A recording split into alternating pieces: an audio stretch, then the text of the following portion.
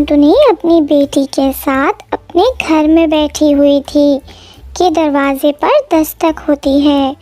टुनटुनी बाहर आती है। बेटी टुनटुनी, मैं बहुत भूखी हूँ। मैंने 3 दिन से कुछ नहीं खाया। क्या तुम्हारे पास कुछ खाने को है? माँ जी, मेरे पास एक ही फल है, वो आप ले जाएं। मैंने और मेरी बेटी ने भोजन खा लिया है। टुनटुनी बूढ़ी माँ जी को वो फल दे देती है, जिसे लेकर वो बूढ़ी चील वहाँ से चली जाती है। बूढ़ी चील नदी पर बैठकर वो फल खाना चाहती थी। सुंदरी कव्वी वहाँ आ जाती है। मैं भूखी हूँ और ये बुढ़िया देखो कैसे मज़े मज़े से मीठा फल खाने की तैयारी कर रही है।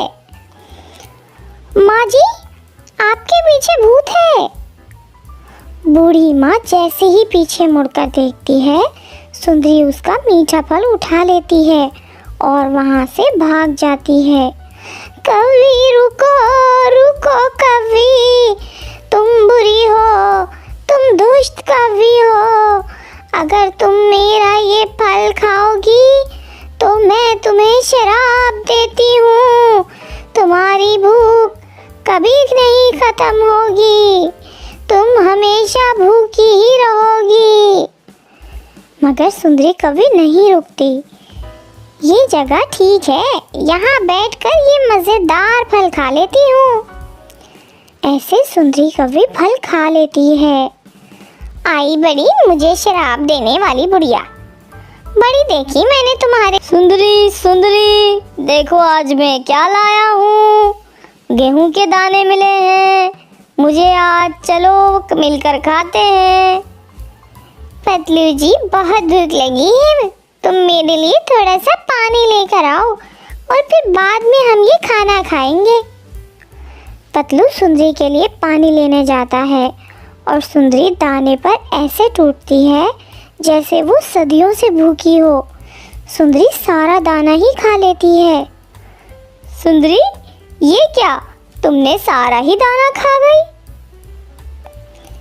पतलू जी, क्या करूं, आज भूख कुछ ज़्यादा ही लग रही थी। ऐसा कहते हुए सुंदरी दूर पड़े पुराने चनों के दाने भी खाने लगती है। उसका पति उसे गौर गौर से देखे जा रहा था। इसका पेट है या फिर कुआं जो भर ही नहीं रहा। अब मुझे नींद आ रही है। फिर सुंदरी सो जाती है।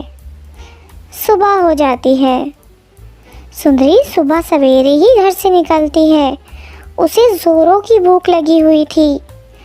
सामने उसे एक आम का पेड़ नजर आता है, जिस पर पके हुए आम लगे हुए थे। सुंदरी वहाँ जाती है।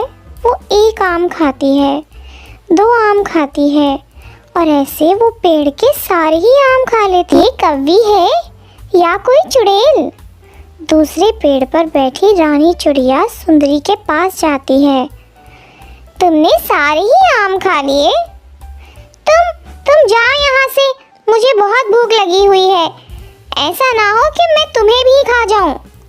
रानी चिड़िया वहाँ से भाग जाती है। टुनटुनी, टुनटुनी, मैं सच कह रही हूँ, उसने पेड़ से सारे ही आम खा लिए। भला कैसे कोई पक्षी इतना भोजन खा सकता है? रानी चिड़िया, हो सकता है उसे जोरों की भूख लगी हो, इसलिए उसने सारे ही आम खा लिए हों। नहीं टुनटुनी, इस कव्वी में ज़रूर कोई चुड़ैल छुपी हुई है। सुंदरी कबूतरी के टमाटरों के खेत में जाती है और सारे ही टमाटर खा लेती है। वो बुलबुल के घर जाती है और उसका बारिशों के लिए जमा किया हुआ सारा ही भोजन खा लेती है। मैं सुबह से खा खा कर थक गई हूँ, मगर मेरी भूख मिट नहीं रही। कहीं ये उस बूढ़ी चील का श्राप का असर तो नहीं है? फिर उसे अपनी तरफ टुनटुनी, कबूतरी और रानी चिड़िया आते दिखाई देते हैं। सुंदरी की बच्ची, तुमने मेरी सारी टमाटर खा लिए। इतने टमाटर तो कोई भैंस भी नहीं खा सकती। मैं ना कहती थी ये कभी नहीं, कोई चुड़ैल है, चुड़ैल। सुंदरी, सच सच बताओ, क्या बात है? तुम ऐसे क्यों कर रही हो?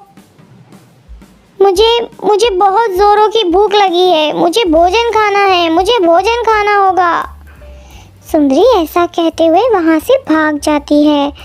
सारा दिन खा खा कर जब उसकी भूख नहीं मिटती तो वो एक पेड़ के पत्ते ही खा जाती है। दूर बैठा पतलू कौवा ये सब देख रहा था। इसका मतलब वो पक्षी सही कह रहे हैं, इसकी भूख तो मिटने वाली नहीं है। शाम को जब सुंदरी कौवी घर आती है तो पतलू उसे देखकर डर रहा था। क्या तुम्हें भूख लगी है? हाँ पतलू, मैंने सुबह से बहुत कुछ खाया है मगर फिर भी भूख नहीं मिट रही। यहाँ आओ मेरे पास, तुम दूर क्यों बैठे हो पतलू? पतलू डर रहा था कि अगर वो सुंदरी के पास गया तो वो कहीं उसे कहीं ना खा ले। ये चील के श्राप से हो रहा है, मैंने उसका फल छीन कर खा लिया था। तो क्या उसने तुम्हें श्राप दिया था? हाँ, उसने कहा था कि मैं हमेशा ही भूखी रहूंगी। पतलू, मैं भोजन खा खा कर थक गई हूँ मगर पेट है कि भरने का नाम ही नहीं ले रहा। कुछ करो का पतलू, अब तो मेरी चोंच में भी दर्द होने लगा है। फिर दूसरे दिन पतलू कौवा टुनटुनी को जाकर सारी बात बताता है। टुनटुनी, जब तक सुंदरी उस बूढ़ी माँ के श्राप से मुक्ति नहीं मिलेगी वो भूखी ही रहेगी। ये सुंदरी किसी को नहीं छोड़ती, ना छोटे को ना बड़े को। वो बूढ़ी माँ जी हमें पुराने जंगल में मिलेंगी। पतलू, चलो हम पुराने जंगल में जाते हैं। फिर टुनटुनी और पतलू दोनों पुराने जंगल की तरफ जाते हैं। काफ़ी देर के बाद टुनटुनी और पतलू एक सूखे हुए पुराने जंगल में पहुंच जाते हैं। वहां एक टूटा हुआ छोटा सा घर था, जिस घर के बूढ़ी माँ जी उन्हें बैठी हुई दिख जाती हैं। टुनटुनी और कौवा वहां जाते हैं। टुनटुनी बेटी, आप यहाँ, सब ठीक तो है? और दुष्ट कौवे, तुम क्यों यहाँ आए हो? माँ जी, ये उस कौवे का पति है जिसे आपने श्राप दिया है। माँ जी, दया करें, वो बुरी है, उसे जो सज़ा मिल चुकी वही बहुत है। माँ जी, माँ जी प्लीज मेरी पत्नी को अपने श्राप से मुक्ति दे दें, वरना वो भूख मिटाने के लिए मुझे भी खा जाएगी।